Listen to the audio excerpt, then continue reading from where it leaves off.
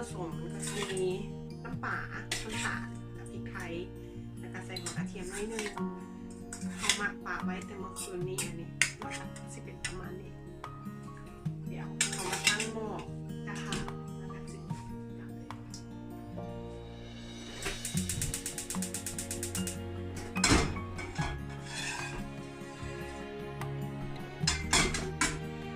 ใส่ได้หน่อยนึงดีกว่าจืดก่อน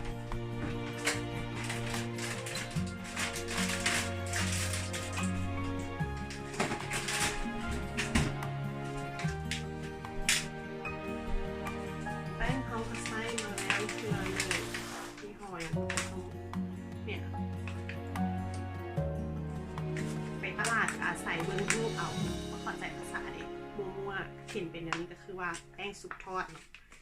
มันก็สีมีหลายรุ่นค่ะแหละแต่ว่าเขียนรุ่นนี้มันเป็นสีแบบมันจะแซ่บได้หน่อยนึง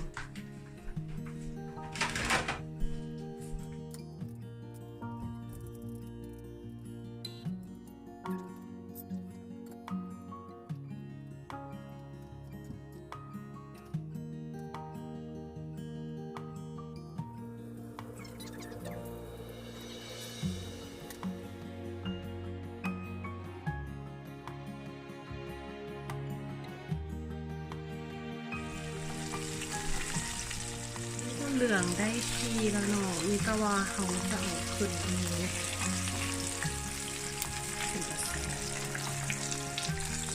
พักให้มันเสด็จน้ำมันก่อนเนาะระหว่างนี้เขาก็ไปเห็ดอันอื่นคือเขาที่ยังกินกับจืดปีกไก่ดีทำมาแต่งไม้ก็สิมาฝั่งแตกไว้เนาะเพราะว่าสิทำแตก